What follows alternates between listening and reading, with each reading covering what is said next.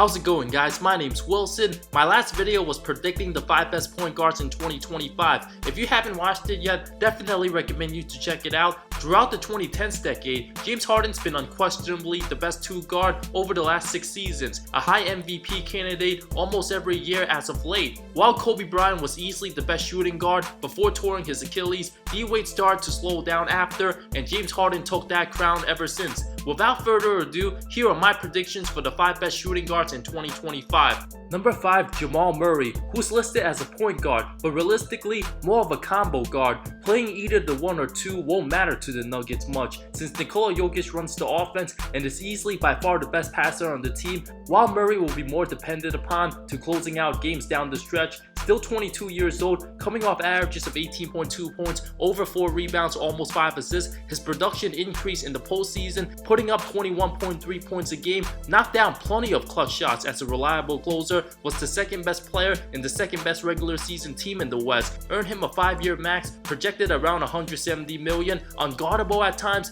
will continue to be more assertive, more consistent, and more efficient, has slightly improved on his playmaking, and will hit a bunch of game winners throughout his career. With the other teams in the West making drastic changes this offseason, the Nuggets were one of the few that made little to no change. Only now the young core have postseason experience under their belt. If Murray's defense improves, Denver will already be legit title contenders next season. 5 years from now, the Blue Arrow will be 27 years old in the early stages of his prime. If everything goes well between him and Jokic, they will be one of the best duels. I predict Murray will average around 25 points, 6 rebounds, and 6 assists, become a multiple-time All-Star, and a top 15 to 20 player at his peak. Number 4, Bradley Beal, who's one of the least talked about stars in today's NBA. Because of the Wizards' struggles, the franchise is now stuck in no man's land. Dealing with John Wall's insane contract plus his injury, Beal had a career year in 2019, putting up averages of 25.6 points, 5 rebounds, 5.5 assists, 1.5 steals, played all 82 games. Not to mention the fact that he's still only 26 years old, should be entering the early stages of his prime within the next year and a half. Hesitant to sign a max extension, worked 3 years, $111 million with the Wizards. The 2-time All-Star is a perfect fit on any team in the modern NBA based on his style of play. If healthy, his game should be sustainable long-term, well into his mid-30s. Very capable of knocking down the jumper from outside 35 feet. The 6'5" 2 guard has attempted at least 6.5 3-pointers over the last 3 seasons. Only missed a total of 5 games over that span. As a prototypical 6'5" score-first guard, he's excellent at finding his sweet spots and uses his quickness and vision to make plays, a bigger, better, and younger version of Lou Williams. And Lou played his best basketball in his early 30s. When Beal's the number 1 option, his team usually won't go far, but he's perfect as the 2nd option for any team. Will be 31 years old in 2025. Because of his endurance play style and being able to move well without the ball, I see him put up around 22 to 23 a game, grab 5 rebounds, continue dishing out 5 assists, and creep up there on the all-time 3-point list, being a multiple-time All-Star as well. Number 3, Devin Booker, who's still shockingly only 22 years old. If he stays healthy for the next 12 seasons, D-Book will likely end up top 10 on the all-time scoring list. But let's not go that far yet. His scoring ability is undeniable, but given his terrible teams, some feel it's not fair to judge D-Book yet until he has a better team. Never winning more than 24 games each of his first 4 seasons, his patience is certainly on the clock. Put up a career best of 26.6 points, over 4 boards, dished out almost 7 assists. At age 22, there's no question he's only gonna get better. It's unstoppable at times when he gets in the zone, can instantly go off and drop 25 in the quarter, an absolute bucket getter. But he's still very inconsistent, not knowing what you can get from him each and every night. Taking such a heavy load early on, it's almost impossible for him to go all out on defense, expending his energy offensively, carrying his team. If he doesn't team up with a superstar, the 6'6" 2 guard will eventually be good enough to lead an average team to the postseason. But if he decides to go elsewhere, I still expect him to score between 23 to 28 a game. 5 years from now, he'll be 27 years old, and if he's the franchise player for his team, I predict Devin Booker will average 30 a game, have a chance to lead the league in scoring for multiple years, grab 6 rebounds, dish out 7.5 assists. Number 2, RJ Barrett, who hasn't played a single game yet, but there's no question there's superstar potential written all over him, and things won't come easy for the 19-year-old to start his career with a struggling, desperate Knicks franchise, but the 6'7" guard shines brightest when he's in the big stage, responsible to carry a team, comes to play and dominates, proving what he was capable of at Duke. When Zion went out and broke his shoe, Barrett reached double figures every game in college,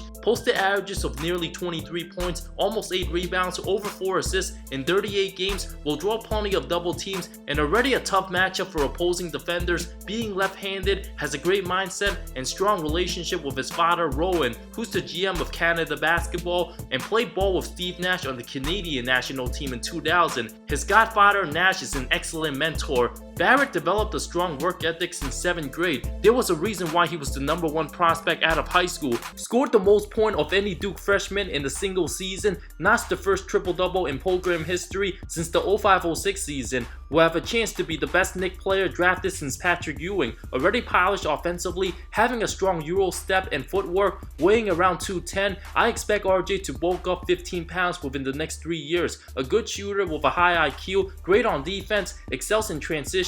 Barrett plays with motor and very aggressive, isn't out of control, will be an unstoppable isolation player in the league with good playmaking potential. I know it's too early to make crazy comparisons, but I do see James Harden potential in RJ. Not saying he'll be as good as Harden, but as far as all the tools and talents, his ceiling is scary. In 2025, RJ will be 24 years old, where I predict he'll be a top 15 player in the game and get even better from there, put up around 25 a game, 7 rebounds, 5 assists, a future MVP candidate, and has a chance to bring back the glory days to the Knicks, something that almost seems impossible in the modern day era. Number 1, Donovan Mitchell. After an early sophomore slump, the 22-year-old caught fire in the second half of the season. Averaged 23.8 points, over 4 rebounds, 4 assists, is great on defense, plays as hard on both ends of the floor. Despite shooting just 43% from the field, he had to do everything for his team offensively last season, but will get way easier opportunities now playing alongside veterans Mike Conley and Bojan Bogdanovic. It won't be surprising if Mitchell breaks out as an MVP candidate. If Utah finishes top 3 in the West, is one of the most athletic players in the league, has a 7-foot wingspan, posted 35 points in back-to-back games last season, the first Jazz player since Karl Malone to do so, single-handedly won the Jazz ball games. What separates him from guys his age? His maturity, carrying the responsibility, and leadership. It's a workaholic, humble and very impressive early on. Many teams are punching the air right now, already regretting for passing up on Mitchell. Selected 13 overall, was robbed for Rookie of the Year in 2018. Utah was looked at as a bad team after the departure of Gordon Hayward, but Mitchell at this very moment is better than Hayward. Destroyed OKC in the first round as a rookie. Will get easier opportunities with better players. 5 years from now, he'll be 28 years old. At the peak of his powers, I predict he'll average around 27, 6 and 6, become a high MVP candidate 0 times, and a top 8 player in the league, no question.